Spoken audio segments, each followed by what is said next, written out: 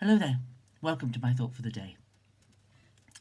I've been thinking about one aspect of Christmas that is prominent, I suppose, every year, and that is the buying of gifts. And thinking what spiritual lesson there is in gifts. Gifts are things that you don't earn. It is a pity, really, that our culture has this idea that if someone gives me a present, I need to give them one back. That reciprocal kind of giving. If someone invites me for a meal, I must invite them back. As if there has to be a payback. But this is not like God's giving. God's giving is without any strings attached. God's giving is generous. It's given with kindness. It's given to all, irrespective of where they are in any kind of faith walk. But there is a sense in which, when there is a faith walk going on, God's gifts are added to. What do I mean by that? I suppose I was thinking, we had a lovely event at our fellowship at Monk's Yard last week, when all the members of small groups that we have that meet week by week or month by month for mutual enjoyment, really, and friendship and fellowship, met together for a Christmas activity. And we have groups. We have a photography group. We have a craft group. We have a coffee morning group. We have a men's workshed group. And we have a writing group. And I was thinking that all of these groups make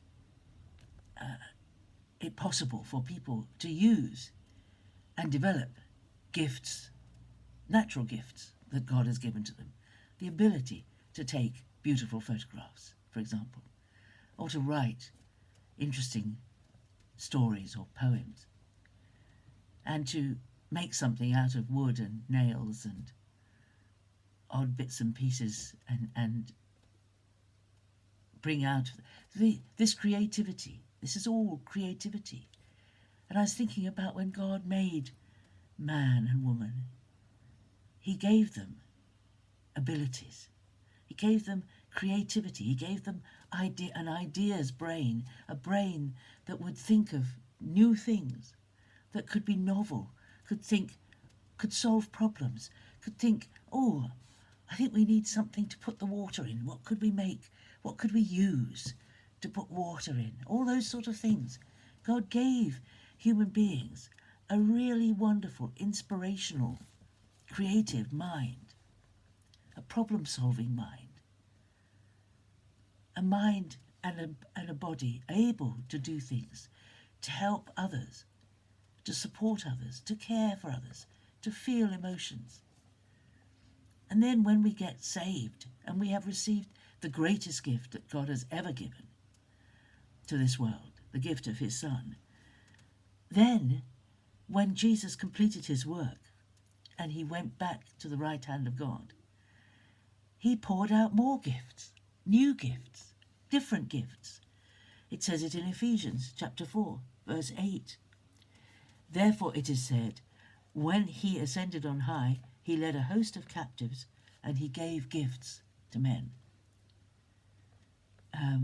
And the verse before says, but grace was given to each of us according to the measure of Christ's gift. He gave gifts to men. But when you think about it, when Jesus went into heaven to the Father, what did he pour out? The Holy Spirit. The Holy Spirit, who has an infinite ability to gift and give gifts. God is a generous, this idea that out of heaven poured a river of gifts, for use, to be used, to be unwrapped, to be explored, to be enjoyed. Thinking about buying gifts for Christmas, I think the hardest thing is to buy a gift for somebody you don't know very well, because you don't know what they enjoy or what they like. It's no good giving a cryptic crossword puzzle book to someone who hates cryptic crosswords. It's a waste to give one of these, I don't know. And what do? We end up buying toiletries or chocolates or something that we hope everyone would enjoy. So God gives us gifts for us to enjoy using, to enhance perhaps our abilities, or to bring joy and pleasure to someone else. You know, the gifts that are given to us are not gifts given to make us do things we hate doing. No, when we give gifts for people to enjoy. And I think one of the favourite sort of gifts I like to give, because this is what my family has always been like, is some kind of activity that you can do together, like a board game or something of that nature, something that you can do together. I mean, we do this even sometimes. We've had our times, but we are a smaller group now when we meet together. My family isn't able to get together, get many people together. But I remember one year back along when we had crackers that each had a sort of a blowing pipe in it that played a different note, and there were about 6 or 7 of us, and we had 12 pipes, 2 each, and we had to read the numbers and play Christmas tunes. It was fun, giving people things that are fun to do, that give enjoyment. And that is what God's gifting is all about. He gives us, and he's not upset when we enjoy what he's given to us. We're meant to enjoy it. We're meant to live our life abundantly, to have abundant life. And all this giving comes from the God who loves us. He is the giver. He is the ultimate great giver. So, I don't think that helps you decide what to buy for people for Christmas. But I hope when you receive the gifts you have, you will enjoy them. And you'll remember that we give as a sort of imitation of the greatest gift that God could ever give to this world, which is Jesus. Praise his name. So, have a great day. God bless you.